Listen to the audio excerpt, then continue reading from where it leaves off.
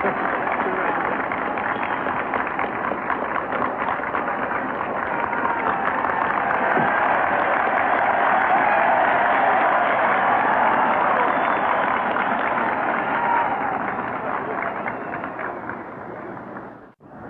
President Johnson, Mr. Speaker, Mr. Chief Justice, President Eisenhower, Vice President Nixon, President Truman, Reverend clergy, fellow citizens.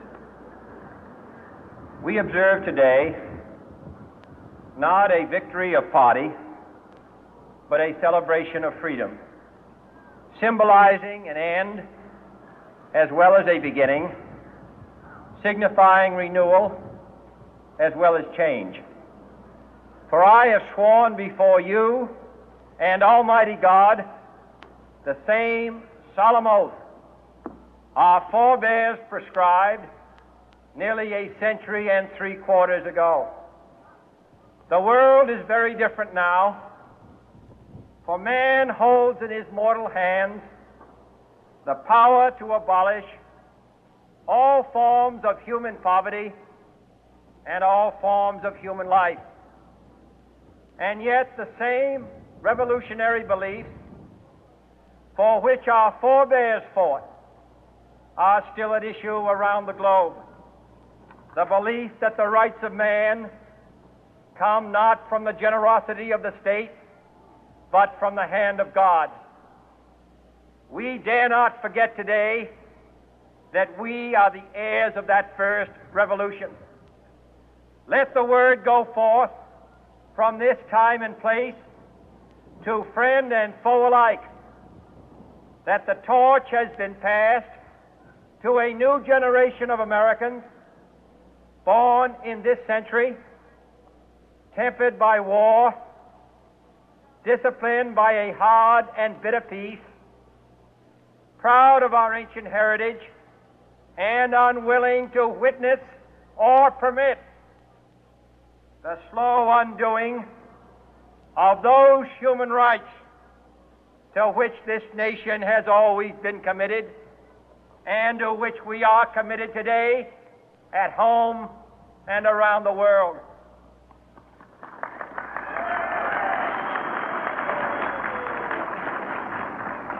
Let every nation know, whether it wishes us well or ill, that we shall pay any price, bear any burden, meet any hardship, support any friend, oppose any foe to assure the survival and the success of liberty.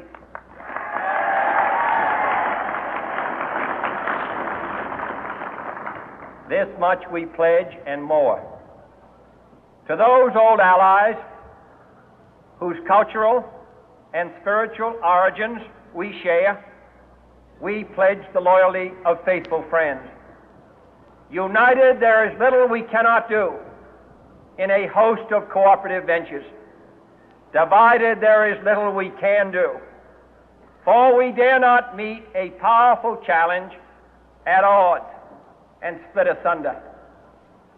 To those new states whom we welcome to the ranks of the free, we pledge our word that one form of colonial control shall not have passed away merely to be replaced by a far more iron tyranny.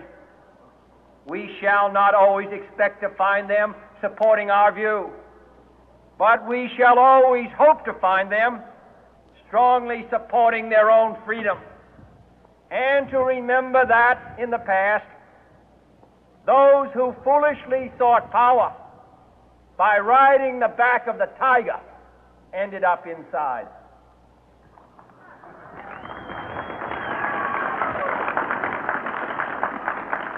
To those people in the huts and villages of half the globe struggling to break the bonds of mass misery, we pledge our best efforts to help them help themselves for whatever period is required, not because the communists may be doing it, not because we seek their votes, but because it is right.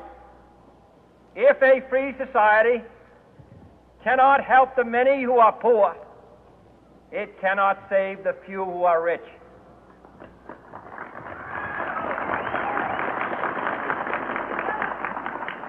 To our sister republics south of our border, we offer a special pledge to convert our good words into good deeds, in a new alliance for progress, to assist free men and free governments in casting off the chains of poverty. But this peaceful revolution of hope cannot become the prey of hostile powers. Let all our neighbors know that we shall join with them to oppose aggression or subversion anywhere in the Americas. And let every other power know that this hemisphere intends to remain the master of its own house.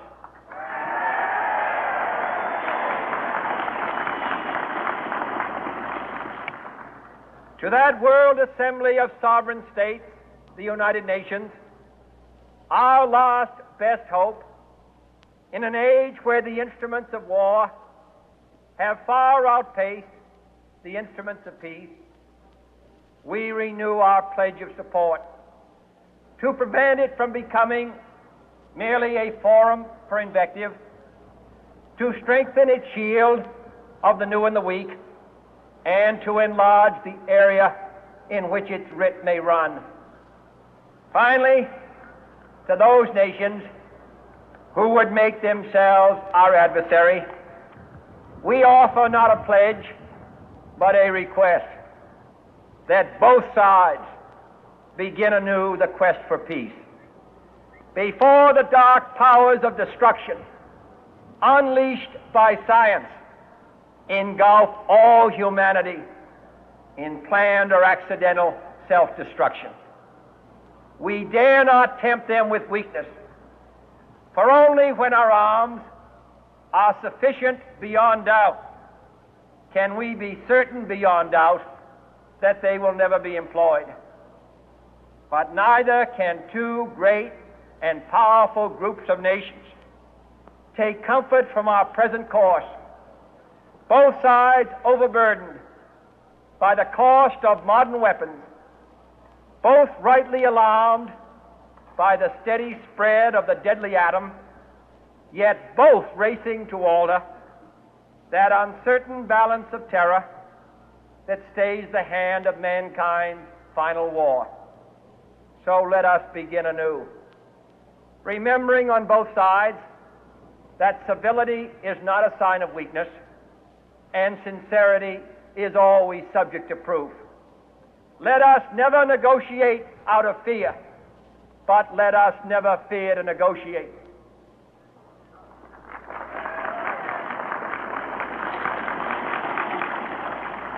Let both sides explore what problems unite us, instead of belaboring those problems which divide us. Let both sides, for the first time, formulate serious and precise proposals for the inspection and control of arms, and bring the absolute power to destroy other nations under the absolute control of all nations.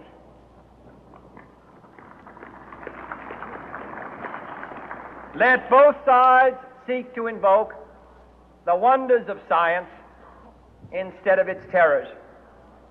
Together, let us explore the stars, conquer the deserts, eradicate disease, tap the ocean depths, and encourage the arts and commerce.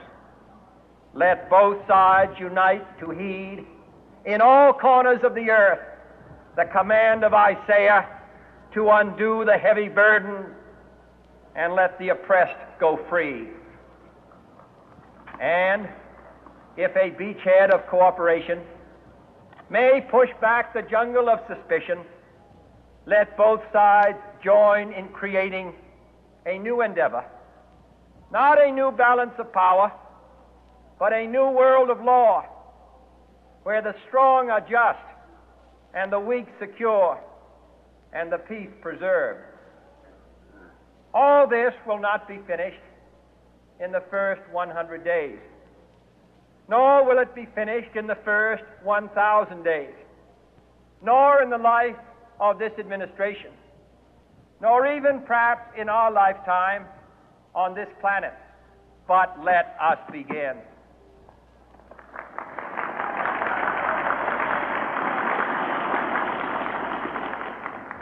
In your hands, my fellow citizens, more than mine, will rest the final success or failure of our course. Since this country was founded, each generation of Americans has been summoned to give testimony to its national loyalty. The graves of young Americans who answered the call to service surround the globe. Now the trumpet summons us again, not as a call to bear arms, though arms we need, not as a call to battle, though in battle we are, but a call to bear the burden of a long twilight struggle, year in and year out, rejoicing in hope, patient in tribulation, a struggle against the common enemies of man, tyranny, poverty, disease, and war itself. Can we forge against these enemies a grand and global alliance, north and south, east and west, that can assure a more fruitful life for all mankind? Will you join in that historic effort?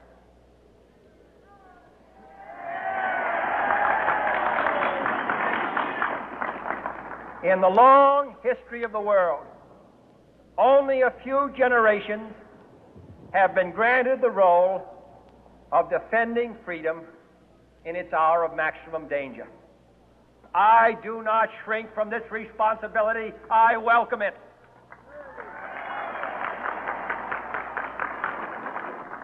I do not believe that any of us would exchange places with any other people or any other generation.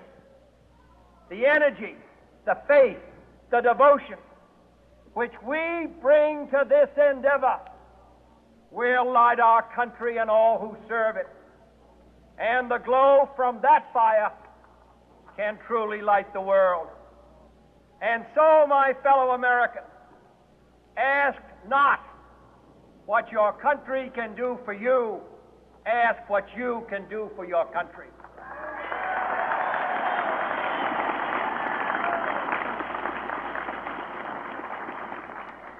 My fellow citizens of the world, ask not what America will do for you, but what together we can do for the freedom of man.